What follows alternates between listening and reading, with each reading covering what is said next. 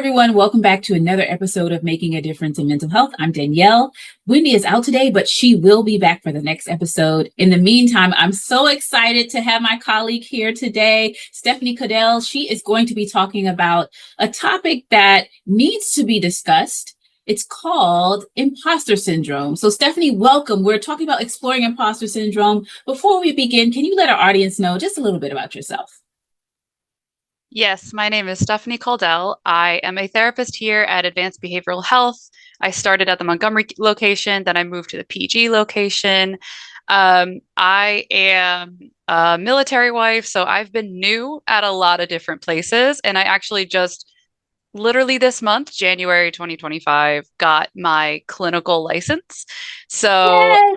super happy about that. So the imposter syndrome is lessening in my own experience now that I've got that clinical, terminal degree that one can get as a social worker. We're going to get right into that. That you said it's lessened. That's interesting. But before we get into that, you know what? Let's go ahead and just start out with the very simple question. What is imposter syndrome? So imposter syndrome is kind of a mindset. It is the idea that inside that you are not doing as much as you should. You are a fraud. You are pretending to be good at something. And there is no external stimuli informing that opinion. It is usually someone who is new to something or someone who has been marginalized in some way. And it's a negative cognition about one's own abilities, despite the evidence that their own competence is earned and valid. I like how you bring in, despite the evidence. I think it's interesting because I'm not quite sure when this term was coined, but I feel like we have all felt that at some stage in our life, whether it was grade school, whether it was high school, college, or even in our careers. You already introduced, this idea that your imposter syndrome has lessened now that you've gotten your clinical license. But from what I remember, Stephanie, and from what I know, you've always been a really great clinician and you've always had resources along the way of getting your clinical licensure. But I do think that that's interesting when it comes to, how we put so much, maybe even pressure on ourselves, or it's like judgment of ourselves without, like you said, any external judgment at all. Like, where do you think that comes from, actually? I think that imposter syndrome comes from a lot of systemic issues, actually, and not so much issues, but norms. So if, say, my grandmother was raised in a time where men were expected to go to college, and she had the chance to go to college, but she chose to stay home and, take care of the kids and things like that. And she substituted as a teacher, but she always wanted to be an actual licensed teacher. But she felt more qualified as a mom than an educator. And she does regret that, but it also makes sense that between the two of them, it was going to be my grandfather, because in the situation that they lived in, men were expected to succeed and women were expected to be more successful as a parent. That's interesting that we can even acquire the skills, whether we have a licensure or not, but over time we become experts by experience, versus that license, that degree, that certification. And we have the qualification, but sometimes it is the license, degree, or certification that solidifies you, even though you might have all of these experiences. That was a really good example of even a generational aspect to imposter syndrome.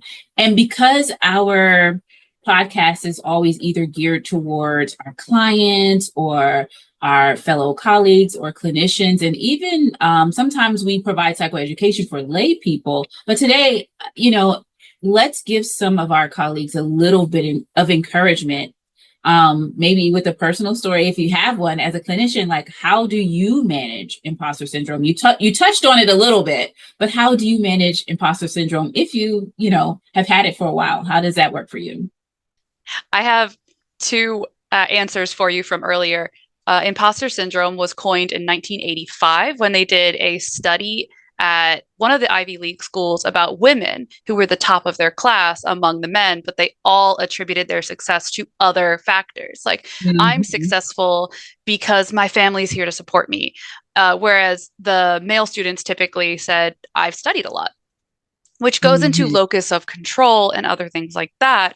But the other thing you were talking about with experience is actually, if you want to look up the scale Dunning-Kruger effect, it starts Mhm. with like confidence and competence along the x-axis. So Yeah. how Mhm. confident you are, but you have no competence when you're first starting out because you've learned something, but you don't have the whole story yet. And then you learn just how much you don't know. Think about when we're in undergrad. So freshman year, we're excited. We feel like um, I went from being an education major to very quickly I didn't like it. So within like September of my first semester, like maybe 4 weeks in, I changed to social work and I took a first class and I didn't know anything, but I do remember feeling very much like, wow, there's a lot I don't know. And then Mhm. slowly I felt like I knew more and more. But my senior year, that first internship, I only had 2 clients total because I was so afraid of messing Mhm. someone up that I took Mhm. one child client in the fall semester and one adult client in the spring semester, to the point where I was frustrated at my stagnation and my refusal to test my limits.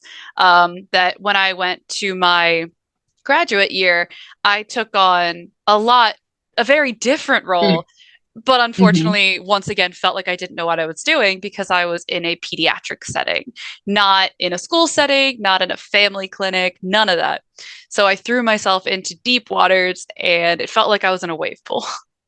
So it Mhm. was one of those feelings that, okay, I'm excited. I have the book knowledge.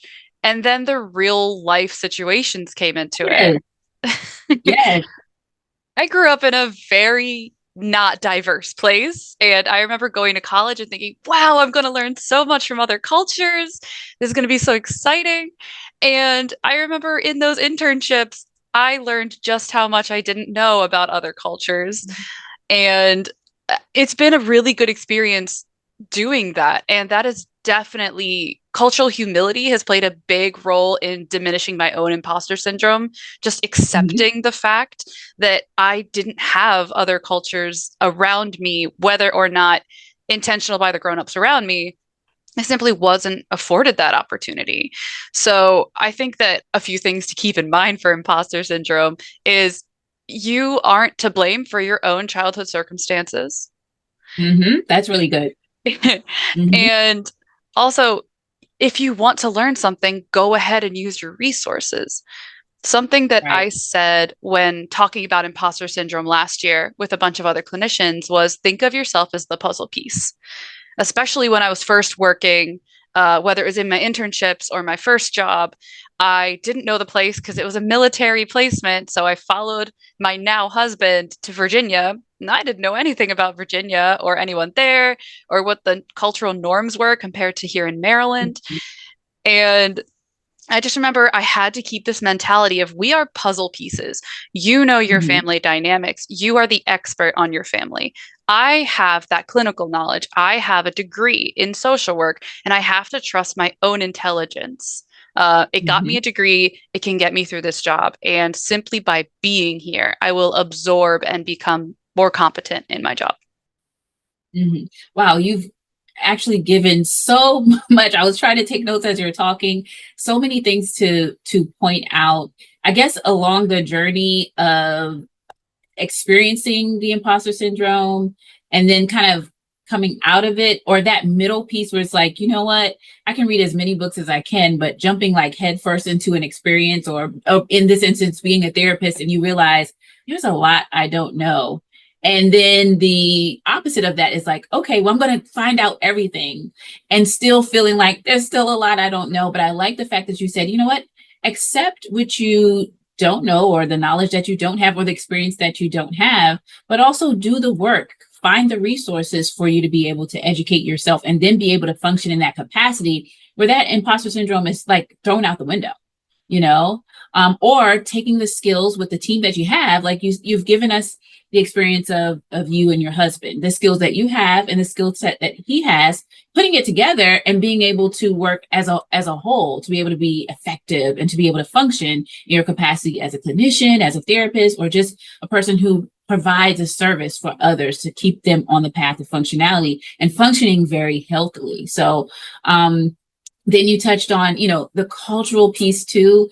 And Wendy and I love to highlight that portion when it comes to mental health and when it comes to certain experiences that, you're very open and honest, where your environment or your neighborhood or your demographic might have been very homogeneous prior to college. And then when you get out into, other spaces, there are other cultures, there are other norms and customs and practices and things that you might not have been used to, or this is what we talk about a lot too. Some of the things that you might learn might apply to your area and to your neighborhood or to the people that you are around all the time, but that same thing might not apply to a different group or a different culture or a different demographic.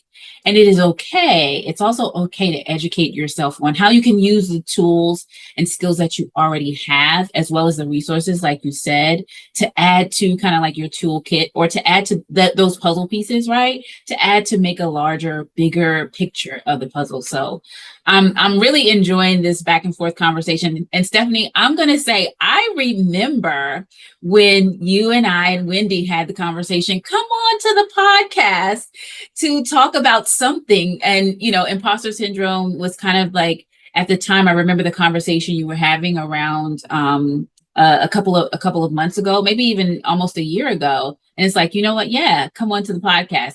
Before we go on to the next question, did you experience a little bit of imposter syndrome when we said, come to the podcast? Absolutely. I felt like an absolute fraud. I thought, oh no, I have said something I can't back up. They're going to find me out, textbook imposter syndrome things. I was like, oh, I have put myself in the deep end. I know, like, literally I can swim, but I don't know about metaphorically in this situation. And I'll say this too, it's interesting because sometimes you don't know how people experience you. And so when you would talk to Wendy and I offline, we would be so excited to hear your perspective and, hear some of the things that you had to say. So it's interesting because I would have never known that that's what you were experiencing, just because of your openness and because of, information that you provided. And I also want everyone to know, Stephanie is on our DEIB committee. She is our subcommittee chair for our Let's Chat.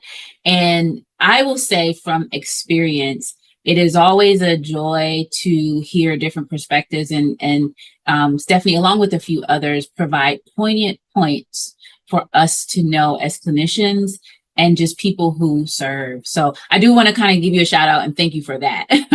Yeah. Thank you. I think this actually goes into another big point of how to get through imposter syndrome, which is like, you guys were there cheering me on. So everybody, just like a kid or a teen, needs like an adult, like one good adult in their corner to like potentially become a successful adult. It's similar with that, getting over imposter syndrome. You just need one peer, one supervisor, someone either equal or above you in the hierarchy to believe in you and be in your corner. So it was so nice to have both of you just be like, come on, you got this. You got this. You will do better. You will do better than you think you will. And that was just such a supportive place that, like, if I fell, I was going to fall on a pillow, not on spikes. So that was really supportive too. That's good. That's good. If you fall, it's going to be on a pillow, not on spike. But we're also like just a family here. We want to encourage, like, it's good to see others kind of like walk into what we already, I always say, sometimes you see when others don't. And we saw this how many months ago? 10 months ago, and we're here today. So thank you again for joining the podcast and having this conversation. And we're going to wrap up. Now, listen, what we always like to do at the end of an interview is provide tips or resources. And because this is kind of centered on our fellow colleagues and clinicians, therapists, counselors, mentors. We want to make sure that we provide some tips, resources for those who might be combating imposter syndrome or never knew what the definition was, but they're experiencing, I guess, the symptoms or the criteria to meet experiencing imposter syndrome. But what would you say to our audience would be some good tips that you can share for our colleagues to combat imposter syndrome? Yeah, so my fellow clinicians are going to find all of this familiar things we might be saying to our clients every day, but this is genuinely important for kind of pushing away imposter syndrome and owning our own competence. So it involves self-care and supports. So asking for help from people that won't be demeaning to you, spending time alone, putting yourself first, asking what you need, setting boundaries and being able to say no to things. If you're already overwhelmed, don't take on more things because we all know when we multitask over our limit, nothing's 100%. So just forgiving yourself and taking a step back as well. So at this particular job, the way that I set boundaries is keeping a certain caseload, or, okay, I will not go over this many sessions a day, or I might have an appointment at 9 a.m. I'm not going to schedule anyone until 1. That way, in case things go over, in case traffic is bad. So really setting limits that enable success. Mm-hmm. That's really good. I was able to jot down just a few things. I really like this phrase that you said, own your own competence. That is really good. That is a quotable, I think, here for the podcast. Of course, we always talk about self-care and the components of self-care, setting boundaries, being okay with saying no. And I know a lot of us have that challenge with just saying no, because again, we always want to help. Like we're in a position to help. We have a profession in a profession to help, but it is okay to say no. But then also asking for help. And if you're a proud person, or if you feel like, you know, you're always wearing your Superman, Superwoman, Superperson cape, it's really hard sometimes to take off or to ask for help. So I think these are really good tips. And, you know, these are some things that might be a challenge with putting into practice, but I think that's what it requires. It just requires practice.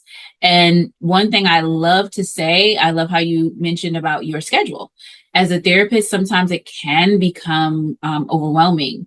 And I like how you've tailored your schedule to fit you, to fit those self-care boundaries that you have. And I always like to say, maximize your schedule. If you have a heavy schedule and you have some clients that you actually enjoy when you do the practice, put them at the end of the week. So you can go out on the week enjoyable, saying, wow, that was a really good session. So all of these tips, all of these, ways of thinking and shifting the mindset, and like even redirecting our own way of processing those feelings that we might have when it comes to, am I doing this right? Or maybe I'm doing too much. All of this is good when it comes to the tips and resources for our colleagues. So, you know what? We've talked about imposter syndrome. I feel like this could be another episode, much longer. We've talked about research. We talked about different studies. And we talked about like real life stuff, real life examples of what it feels like when you're experiencing imposter syndrome. So, Stephanie, thank you so much for just joining the show. And before we go, any last thoughts? Yes, actually, I was thinking of like other things that have worked for me. And Sure. I would say like we get audits, right? So monthly, if I get an audit that is unfamiliar to me, I will actually email my auditor and say, what is the rule? Because I don't want to feel like I'm doing something right and then a year later be dinged for something. So I'll say, let me go back to basics. Let me look at the guidelines I'm supposed to follow. So having those boundaries set for me allows me to play in that sandbox, with a little bit more confidence.